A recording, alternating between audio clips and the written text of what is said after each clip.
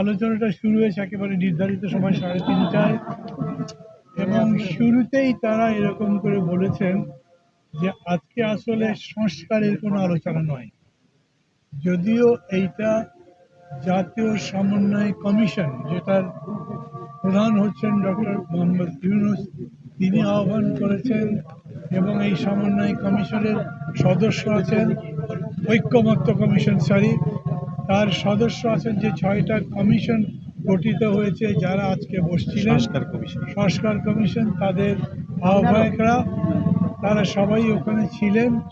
তারা বলছেন এটা অনেকটা একটা ইন্ট্রোডাকশনের মতো, আমরা যাত্রা আজকে শুরু করলাম, আমরা সংস্কার নিয়ে কথাবার্তা শুরু করলাম। আমাদের সমস্যা ছিল আমরা হার্ড কপিগুলো পাইনি, ফলে ওটার উপরে আমরা পড়াশোনা করে যাইনি, আমরা যে বলবো সেটা সম্ভব ছিল না। জানবার পরে তারা বললেন সাধারণ পরিচয়ের সাথে সাথে ভূমিকার মতো কথা বলে রাখা। এই ভূমিকার কথা বলতে গিয়ে অনেকগুলো কথাই বলা হয়েছে যেগুলো সংস্কারের জন্য দরকার।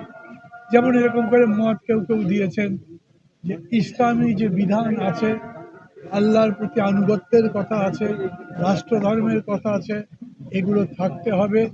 যতগুলো ইসলামিক বিধান সংবিধানের মধ্যে আছে তার কোনো কিছু পরিবর্তন করা যাবে না। কিছু কিছু পরিবর্তন করা হয়েছে, সেগুলোতে তারা অসন্তোষ প্রকাশ করেছে। আবার তারা এরকম কথাও বলেছেন, তাদের বোঝার ভুল আমি বলবো, তারা বলেছেন যে বহুত্ববাদের কথা বলা হচ্ছে, এই বহুত্ববাদ চলবে না। সবাই জানেন আপনারা, গণতন্ত্রে বহুত্ববাদ মানে আল্লাহর একেশ্বরবাদকে অস্বীকার করা নয়। বহুত্ববাদ মানে বহু মত এবং মতের প্রকাশের স্বাধীনতা থাকতে হবে। অতএব আমরাও আমাদের পক্ষ থেকে বলেছি যে গণতন্ত্র যাতে বহুত্ববাদের বহু মতের প্রকাশ, তার স্বাধীনতা থাকতে হবে, এবং এটাকে কোনো সেক্টরিয়াল কোনো কনস্টিটিউশন করা যাবে না। প্রশ্ন আসছে বিশেষ করে আওয়ামী লীগ সম্পর্কে সরকারের দৃষ্টিভঙ্গি পরিচ্ছন্ন করবে, তাদেরকে কি আবার নির্বাচনে অংশ নিতে দেওয়া হচ্ছে? ছাত্র সহ নতুন তার যে ফেব্রুয়ারিতে দল গঠন করবে জাতীয় নাগরিক কমিটি, তারা বলেছে যদি জোর করে কায়দা করে আওয়ামী লীগকে নির্বাচনের মাধ্যমে আবার এই প্রজন্মের উপর চাপিয়ে দেওয়া হয়, তাহলে সেই দায় শেষ পর্যন্ত যারা সিনিয়র আছেন বুঝে শুনে জেনে আওয়ামী লীগকে তাদের উপরে চাপিয়ে দিলে তাদের উপরে থাকবে, এই দায় তাদের বহন করতে হবে। কারণ তারা মনে করেন এই প্রজন্ম যে এই আওয়ামী লীগ এখন অপ্রাসঙ্গিক, এই আওয়ামী লীগ এখন অপ্রয়োজনীয়, তারা পরাজিত, তারা পলাতক, তাদের ফিরে আসার কোনো সুযোগ নেই, রাজনীতির কোনো নতুন বয়ান নেই, তাদের মধ্যে কোনো অনুতাপ নেই, কোনো অনুশোচনা নাই, তাদেরকে কোনো রকম কনসেশন দেওয়া চলবে না। এই রকম করে সামগ্রিক রাজনীতির প্রশ্নে একটা সংস্কার কেন প্রয়োজন, এটার ইন্ট্রোডাকশন দিতে গিয়ে ডক্টর মোহাম্মদ ইউনূস বলেছেন সংস্কারের আমাদের কাছে কোনো বিকল্প নাই। কারণ যে রাষ্ট্রযন্ত্র, যে রাষ্ট্রটা আমরা উত্তরাধিকার সূত্রে বা আন্দোলনের পরিবর্তনের মধ্যে দিয়ে পেয়েছি, সেটার কিছু নাই, সেটা একেবারে একটা ভাঙাচোরা নষ্ট হয়ে যাওয়া জিনিস। এইটাকে যদি নতুন করে তৈরি করা না যায় তাহলে এই রাষ্ট্র টিকবে না, গণতন্ত্র টিকবে না, দেশ টিকবে না, দেশের অর্থনীতি টিকবে না। এই কারণে এইটা আমাদের করতে হবে, আমাদের দায়িত্ব, এখান থেকে পিছিয়ে যাবার উপায় নেই। এবং এটা আমরা যে করছি এরকম নয়, আপনারা যারা রাজনীতির নেতারা আছেন, যারা জনগণের প্রতিনিধিত্ব করেন, যারা জনগণের সঙ্গে দেশ নিয়ে কাজ করেন, তাদেরকে সাথে নিয়ে করতে হবে।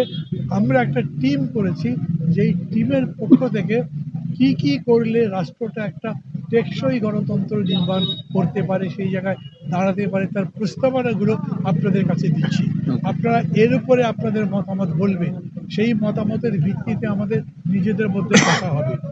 উনি নির্বাচন ব্যবস্থা নিয়ে আপনারা উনি বলেছেন, হ্যাঁ বলছি স্বামী, উনি বলেছেন আমরা একটা ওয়েবসাইট করব, সেই ওয়েবসাইটে আমাদের সব কথা থাকবে।